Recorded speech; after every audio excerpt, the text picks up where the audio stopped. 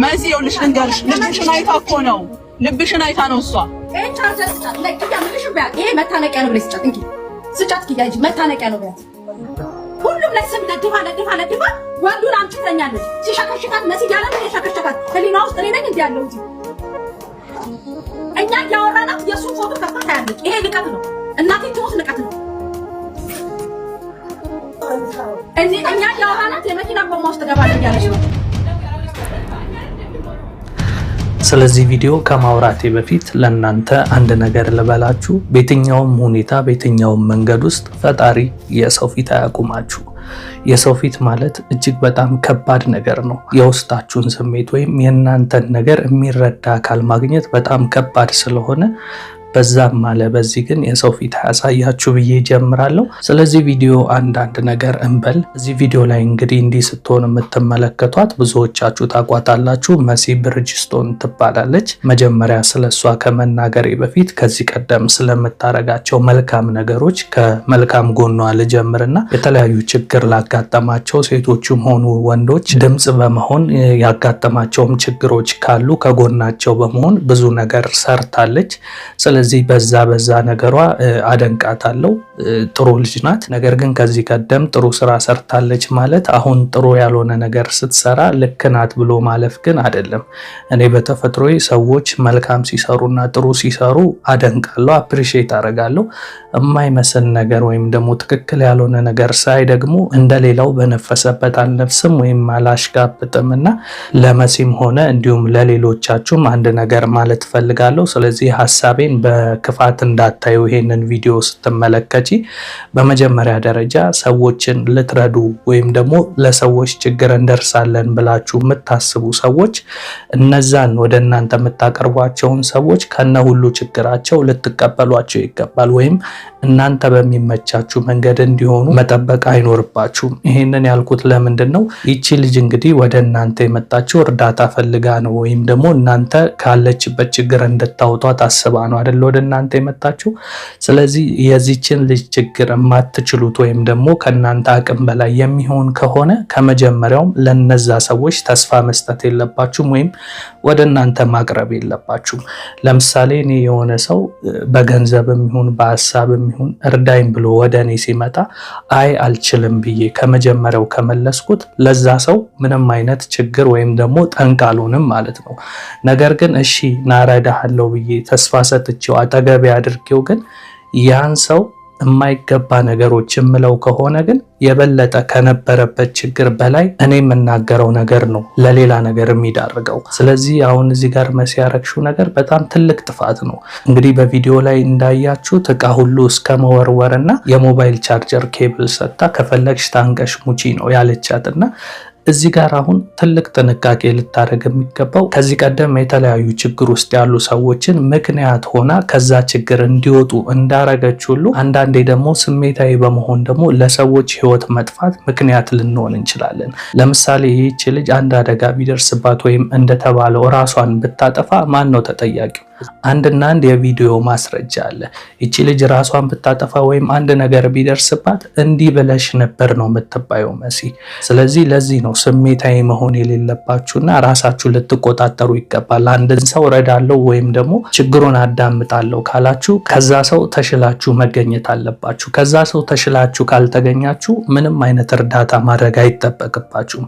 ብዙ ጊዜ ምን ያለው ሰዎች ሁሌ እንዲጨበጨብላቸው እንዲሞገሱ እዛም ጋር ጥልቅ እዚህም ጋር ጥልቅ የሚሉ ሰዎች አሉ ከአቅማቸው በላይ። ለአንድ ነገር ኃላፊነት መውሰድ ካልቻላችሁ ለነዛ ሰዎች እርዳታ ባታደርጉ ነው የሚመረጠው። የባሰ ነው የምትሆኑት። ጉዳዩ ምንድነው አልገባንም፣ ማን ላይ ነው እንደዚህ እየሆነች ያለችው ብላችሁ ላሰባችሁ ሰዎች እዚህ ጋር የምትመለከቷት ልጅ ምን ገጥሟት እንደሆነ እኔ በተወሰነ መንገድ ልንገራችሁ። አንድ ልጅ ጋር የፍቅር ግንኙነት ውስጥ ትገባለች። ያም ሰው እሷን የቀረባት እንደወደዳት ሆኖ ለእሷ እንደሚሆን ሆኖ ነው የቀረበውና ከዛ በኋላ ግን ከቀረባት በኋላ ገንዘቧንም እንደወሰደና ከዛም አልፎ ደግሞ ባላሰበችው ሰዓት የራቁት ቪዲዮም እንደቀረጻት ነው እቺ ልጅ ስትናገር የነበረውና አሁን ላይ ከሷ ሸሽቷልና እሷ የምትፈልገው እኔ ከሱ ጋር መሆን ወይም ከሱ ጋር መቀጠል አይደለም የምፈልገው፣ ካልፈለገኝ ችግር የለውም ግን የወሰደብኝን ገንዘብና የቀረጸኝን የራቁት ቪዲዮ ለቅብሻለሁ እያለ የሚያስፈራራኝን ነገር አስቁሙልኝ ብላ ነው የመጣችውና ይህች ልጅ በተለያየ መንገድ ሜንታሏ ትክክል አይደለም የሚሆነው። ምክንያቱም አንዳንድ ጊዜ ምን አለ መሰላችሁ በፍቅር ስትታወሩ በተለይ ሴት ልጅ ከልቧ ስታፈቅር ይባላል የቤተሰብ ክብር ወይም ሌላ ነገር አይታያትም ይባላል እና ሁሉም ነገር ካለፈ በኋላ ነው ወደ ራሷ ስትመለስ ቤተሰቦቼ ለወንድ ብዬ አስቀየምኩኝ እንዲያረኩ ብላ የምትጸጸተውና ፍቅር ውስጥ ግን ስትሆን ትታወራለች እና ከዛ አንጻር ነው አንዳንዴ ፍቅር እውር ነው የሚባለውና ይህንን ስሜት ልትረዱ ይገባል። አሁን እዚህ ጋር መሲ የተናደደችበትን ምክንያት አይቷችሁ ከሆነ እኛ እያዋራናት እሷ የምታየው የእሱን ፎቶ ነው ብላ ነው። ታዲያ የእሱን ፎቶ ማየት በዚህ ልክ ዕቃ ያስወረውራል፣ ታነቂና ሙቺ ያስብላል። ይሄንን ነው አንዳንዴ ልትረዷቸው ያቀረባችኋቸውን ሰዎች መጀመሪያ ራሳችሁን ስሜት ተቆጣጥራችሁ በብዙ መንገድ ልትረዱ ይገባል። እዚህ ምድር ላይ ለሰው ልጅ ከባዱ ነገር የሚረዳው ሰው ማጣቱ ነው። ይህቺ ልጅ ፎቶውን እያየች ያለችበት ምክንያት በብዙ አይነት መንገድ ነው። አንደኛ ይሄ ሰው ጭንቅላቷን ተቆጣጥሮታል። ስለዚህ ይሄ ግለሰብ እኮ ነው ገንዘቤን በልቶ የጠፋው እያለች ሊሆን ይችላል የምታየው። ሁለተኛ ፍቅሩ ስላልወጣላትም ሊሆን ይችላል። ሶስተኛ ደግሞ ሜንታሏ ይሄ ነው ገንዘቤን የበላብኝ እንዲያረገኝ እያለች እየተጨነቀች ሊሆን ይችላል እና የምታረገውን ነገር ላይታወቃት ይችላል እና እንዲህ ያሉ ሰዎችን ትሪት የምታረጉት ቀረብ ብላችሁ ነው። አሁንም የሱን ፎቶ እያየሽ ነው ይሄ ልጅ እኮ እንዲህ አርጎ ጎርቶሻል አይጠቅምሽም፣ ወይስ ደግሞ ምን አስበሽ ነው ፎቶውን እያየሽ ያለሽው? እኛ እኮ ለአንቺ ብለን እየተጨነቀን ነው፣ እኛ እያዋራንሽ አንቺ ይሄንን ፎቶ ታያለሽ ነው ወይስ አሁን ሌላ አይነት ሀሳብ አለሽ ምናምን ብሎ በተረጋጋ ስሜት ነው ያንን ሰው መጠየቅ ያለባችሁ። ለምሳሌ አይታችሁ ከሆነ አንድ ሰው አበደ ወይም ደግሞ ቀወሰ ምናምን ተብሎ መንገድ ላይ ራቁቱን ሲሄድ ወይም ደግሞ ሰው ለመማታት ሲሞክር ወይ ከማህበረሰቡ ወጣ ያለ ነገር አጋጥሞት እብድ የሚባሉ ሰዎችን አይታችሁ ከሆነና በኋላ ላይ ደግሞ ድነው ማህበረሰብ ውስጥ ተቀላቅለው አይታችሁ ከሆነ በምን አይነት መንገድ ነው የዳኑት እነዛ ሰዎች? አማኑኤል ሆስፒታል ገቡ ምናምን ሲባል ሰምታችሁ ታውቃላችሁ። እዛ ቦታ ሲገቡ የሚሰጣቸው ትሪትመንት ምን አይነት ትሪትመንት ነው? ሰውነታቸው ተቀዶ ወይ ኦፕራሲዮን ሆኖ ምናምን አይደለም ድነው የሚወጡት። የመጀመሪያው ነገር ሳይኮሎጂካል ትሪትመንት ነው የሚደረጉት። በሳይካትሪስቶች የደረሰባቸው ችግር ይጠየቃል። በድንገተኛ አደጋ ቤተሰቦቻቸውን ያጡ ሰዎች ሊሆን ይችላሉ፣ በፍቅር ሊሆን ይችላል፣ በሱስ ሊሆን ይችላል። በተለያየ ምክንያት እዛ ቦታ የሚገቡ ሰዎች አሉ። ታዲያ እዛ ጋር ያሉ የሃይምሮ ህሙማንን ትሪት የሚያደርጉት ዶክተሮች በዋነኝነት በምንድን ነው? ችግሮቻቸውን በማዳመጥና ለዛ ችግር ተመጣጣኝ አይነት ምክር በመስጠት ነው። ለምሳሌ በድንገተኛ አደጋ ቤተሰቡን ያጣ ሰው ቢኖር ከዚህ በኋላ ተስፋ የለኝም ብሎ ሊሆን ይችላል ያበደው። እናት የለኝም አባት የለኝም ብሎ ይሆናል የአይነት ስሜት ውስጥ የገባው። ታዲያ እንዲህ ያለን ሰው ዶክተሩ በምን አይነት መንገድ ነው ትሪት የሚያደርገው? ያን ሰው ቀርቦ በመጮህ ሳይሆን ትሪት የሚያደርገው ከሱ የህይወት ታሪክ ጋር ተመሳሳይ ህይወት ያሳለፉ ሰዎችን በምሳሌ አቅርቦ ሊሆን ይችላል። እዛ ጋር የምታየው ሰው እንዳንተ ቤተሰቡን ያጣ ነው። ግን አንተ ለምሳሌ እስከ ቅርብ ጊዜ ድረስ ቤተሰቦችን በአደጋ እስክታጣ ድረስ ቤተሰብ ማን እንደሆነ እናተ ማን እንደሆነች አባተ ማን እንደሆነ ታውቃለህ። ያ አካል ግን እናቱንም አባቱንም አያውቅም። ጎዳና ተጥሎ ተገኝቶ በማደጎ ያደገ ልጅ ነው። ስለዚህ ደስ ባለው ስም ነው የተጠራው። ምክንያቱም አባቱንም እናቱንም አያውቅም።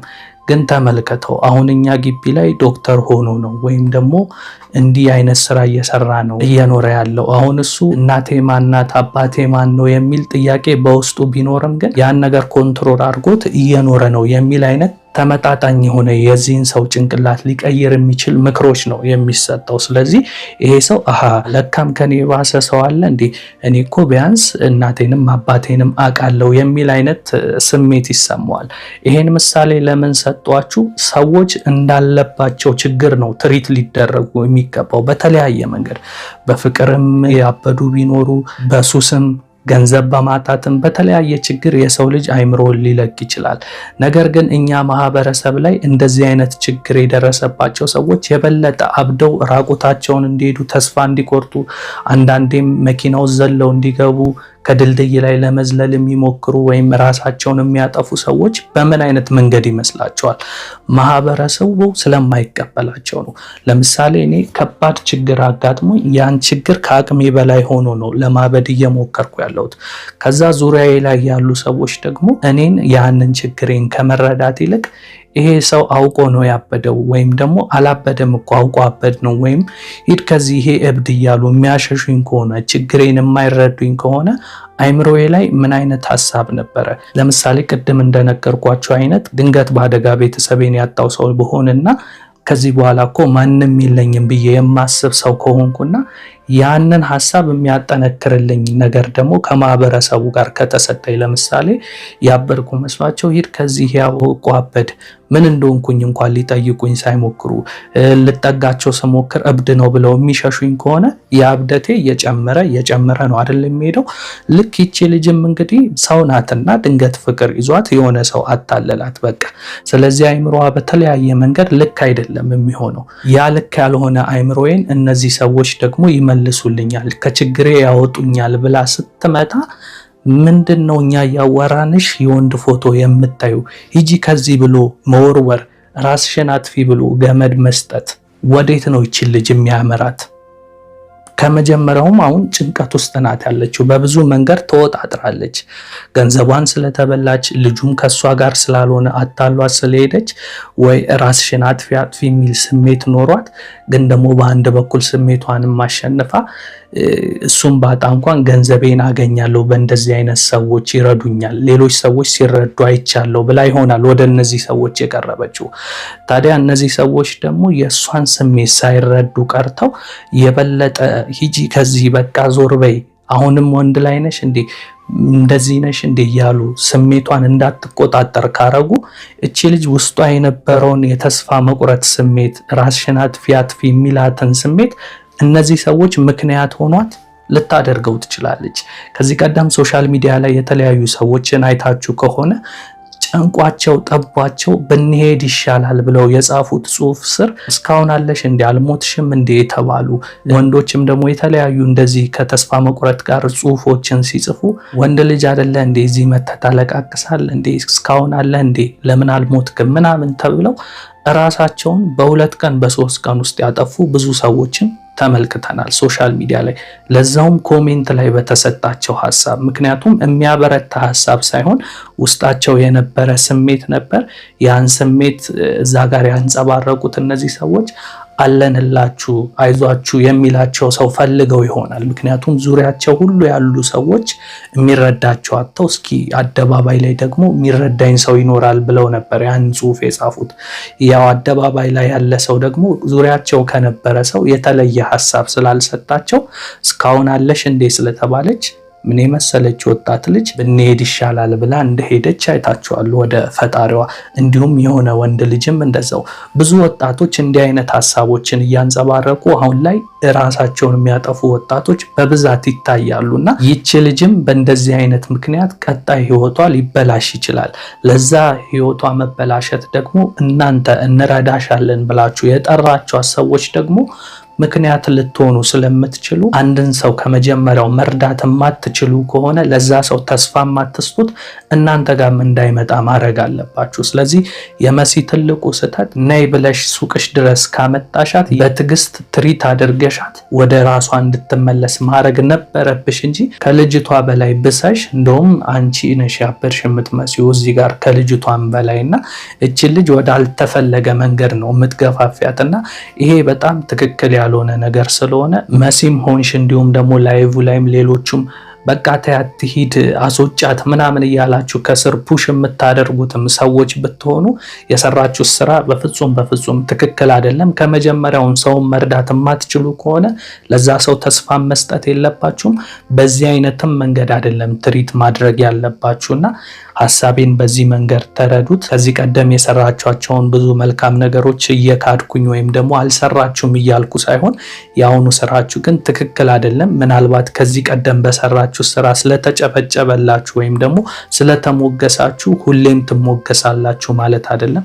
ጥፋት ስታጠፉ ደግሞ መታረም ስላለባችሁ ነው ይሄንን ቪዲዮ እየሰራ ያለሁት። እንዳልኳችሁ የዛሬ ቪዲዮ ሐሳቤ ለሌላ ጊዜያችሁም እነ መሲም ሆናችሁ ልክ እንደነ መሲ ሰዎችን ልትረዱ የምታስቡ ሰዎች የሚረዱት እንደዚህ ስሜታዊ በመሆን ሳይሆን በብልሃትና በጥበብ ነውና መጀመሪያ ራሳችሁ ሳትረጋጉ ሰውን ለማረጋጋት የምታስቡና በሰዎች ዘንድ እንዲጨበጨብላችሁ ወይም ጎበዝ እንድትባሉ የምትፈልጉ ሰዎች ከሰው ሳይሆን ሙገሳ መጠበቅ ከፈጣሪ ነውና የምታደርጉትን ነገር ለታይታ ሳታረጉ ከልባችሁ ፈጣሪያችሁን ፈርታችሁ ብታደርጉ መልካም ነው። መርዳት የማትችሉ ከሆነ ደግሞ ከመጀመሪያውም ለሰዎች ተስፋ አትስጡ፣ ወደ ራሳችሁ አታቀርቡ። ያ ነው የሚሻለው ላለው የዛሬ ፕሮግራሚን በዚህ አጠናቀቅኩኝ። እናንተው ይላ ነበርኩ።